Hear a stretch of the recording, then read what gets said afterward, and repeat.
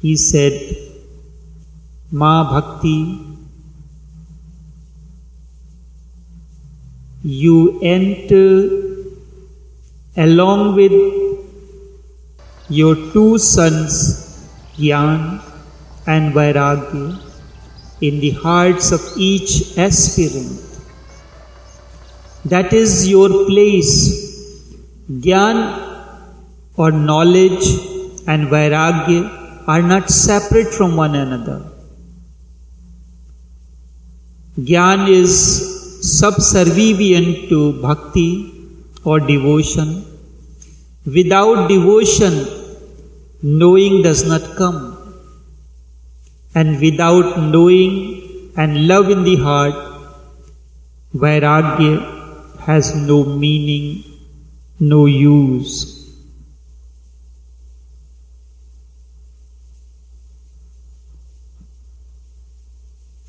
Both Gyan and Vairagya are male energies. This is the reason that the two sons, Gyan and Vairagya, they are male. And bhakti is feminine. Devotion is a feminine energy. This is why we have names like Vandana, Archana, Prarthana. These are all feminine energies. That is why the woman is called Bhakti, because bhakti or devotion is feminine energy. Both Gyan and Vairagya have to be subservient to bhakti.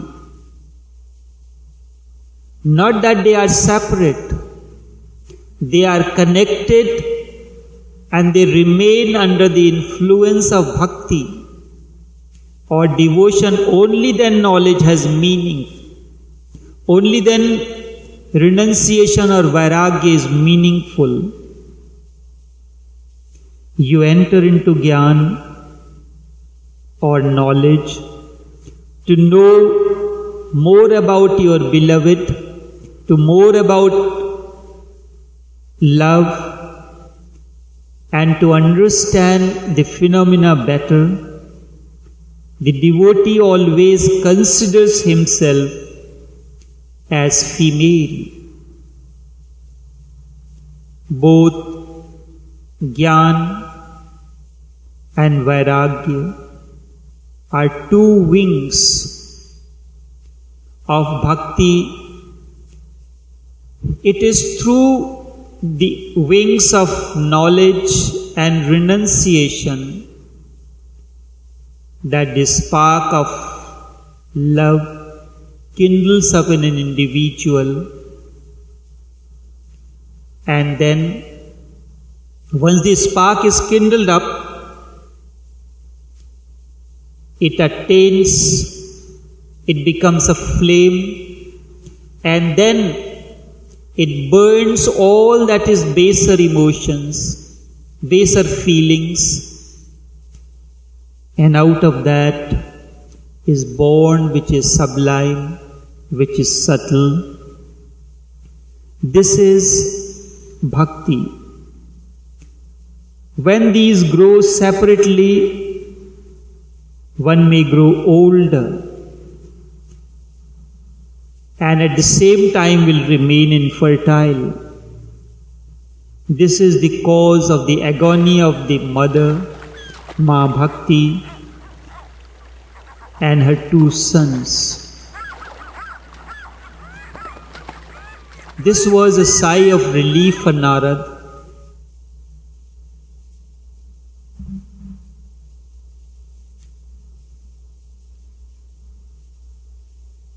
And when Bhakti, along with her two sons, reached to the shores to listen to the Bhagavad Katha, and she, along with her 2 sons, established herself in the hearts of each and every aspirant, kindled its spark.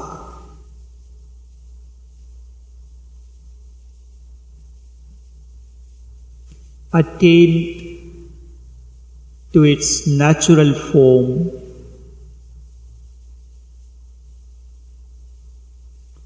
I say this is a story. It is true in one sense, and in another it is not. Whenever a deeper message is to be given, we have to use symbols. This is why the story of mother and her 2 sons, Gyan and Vairagya, are used to narrate this story.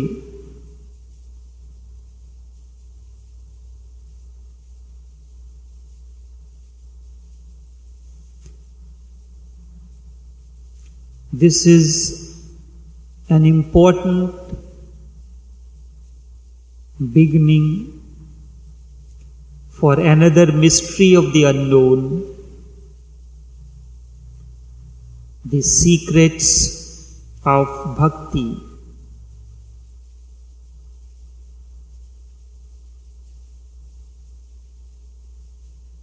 Something, let me speak on Narad. Hindus speak of 4 Vedas, and the end part of each Veda is known as Upanishad, wherein this word Upanishad is beautiful in the sense that it comes from 3 words separate: Upa, Ni, and Shad.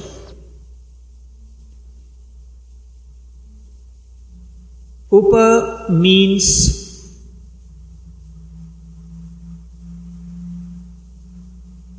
sit. Ni means close, and Shad is verb. Come and sit in close proximity. Come and sit nearby me.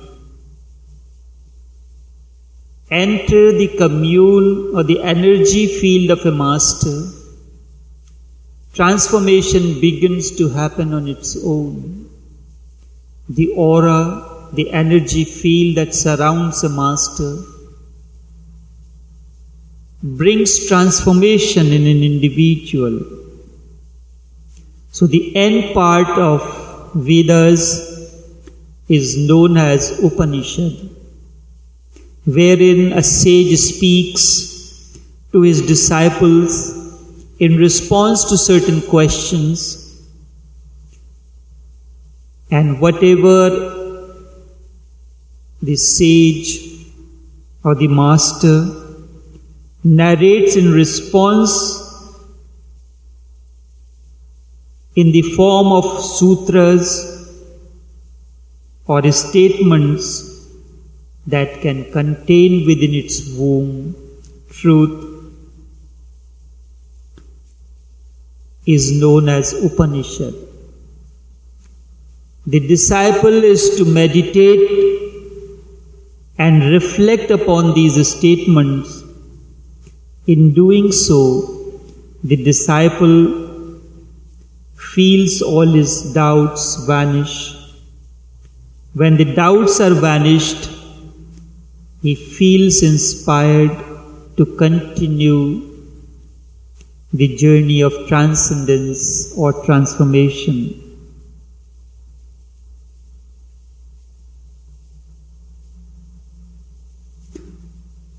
The sutras, which forms the part of the secrets of devotion, is narrated by the wandering sage, mystic Narad. He walks, travels through the three universes with a lute in his hand, a musical instrument called Veena. This musical instrument is the gift of Narad to the world of music.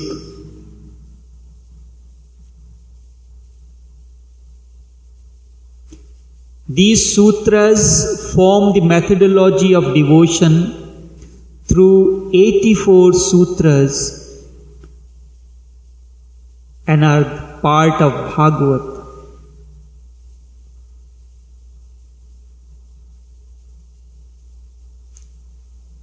Narad is described as the inner guide of the aspirants. Just as according to Sufis, Khizr alayhi salam, or according to Christians, Angel Gabriel,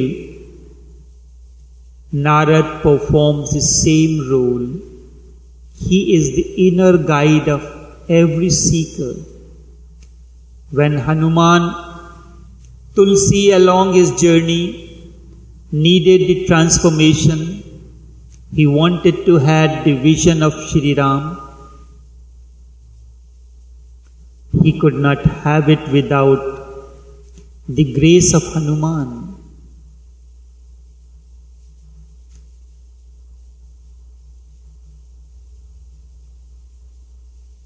And it was Narad who directed him.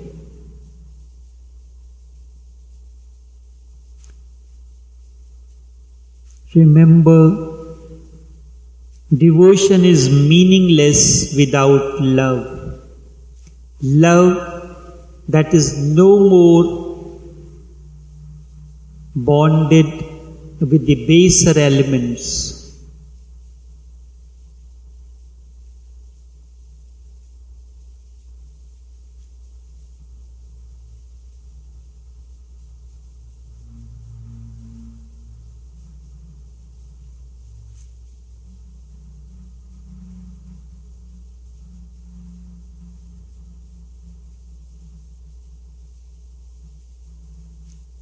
In Vedas, Narad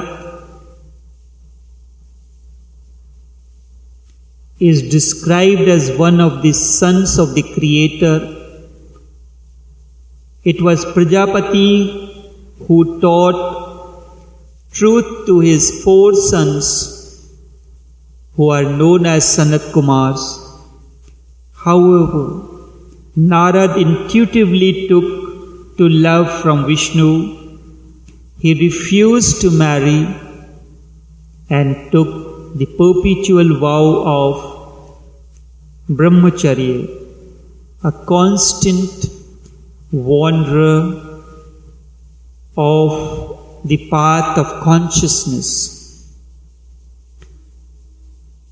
Narad is said to be born in various realms according to inner impressions on his consciousness. First, he was born as Gandharv, a celestial being dedicated to music. Music is the gift of Narad to the world. And yet still he could not escape from the sensual desires. So he wandered through the cosmos in his perennial youth, beauty and vigor. Throughout he remained devoted to soulful music. Time and again he fell from that height. Despite all these, he vigorously pursued his devotional music. He made all his listeners experience the divine melody, joy and ecstasy through such music.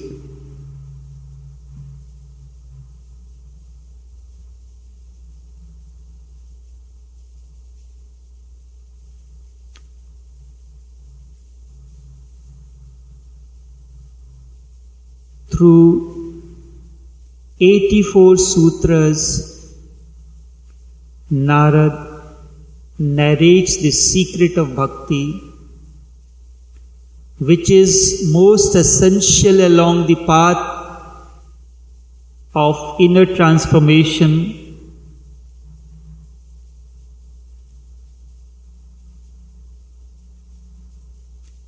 And without the spark of love,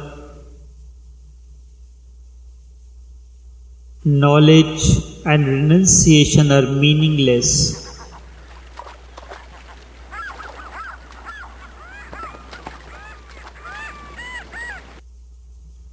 Thus continues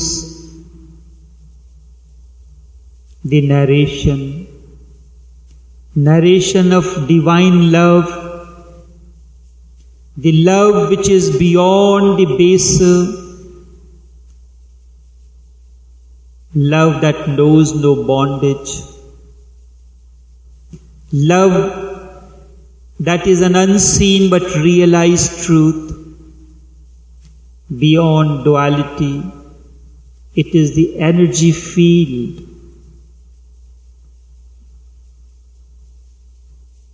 that allows the aspirant to move along the path.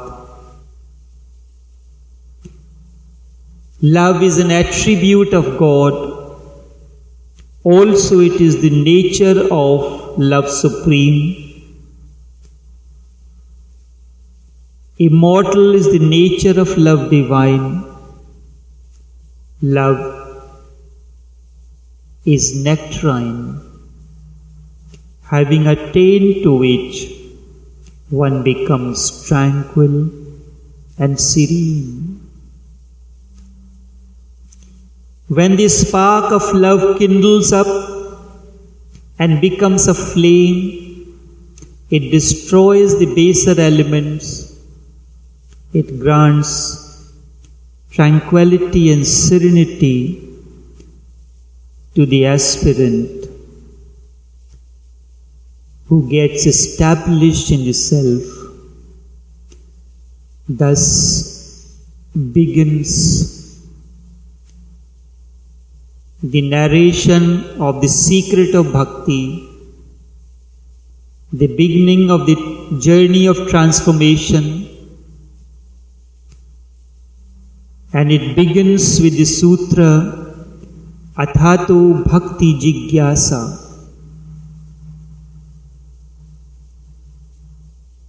This is a beautiful beginning. Athato means now, therefore, devotion. Vyakyasyam means explanation. This is the unique way of beginning a scripture, beginning a talk.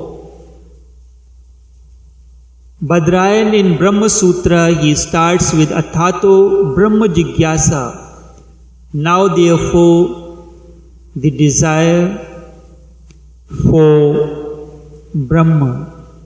Narad begins with Athato Bhakti Jigyasa. This shows that there is a continuation.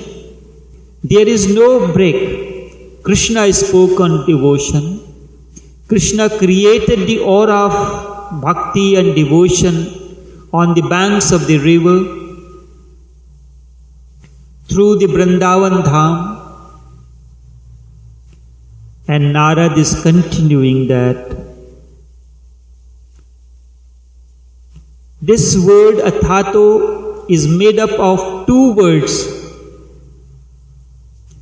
Ath and Atha. That means now and therefore. It is quite unusual way of starting a Hindu scripture on secrets of bhakti. Such a beginning explains that whatever is being expounded is in fact the continuation of all that has been said prior to these sutras. This is the style of the masters to begin the sutras.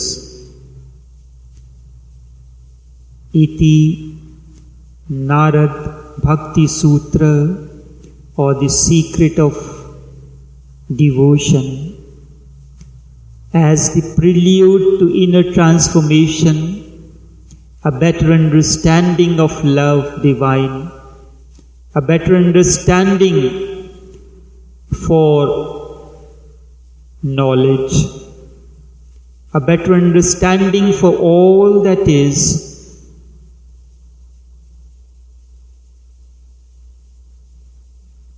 so that the spark is kindled up within. And once the spark is kindled up, allow it to become a flame. Allow it to dissolve all that is baser, all that is sensuous, all that is belong to the lower realm. Only then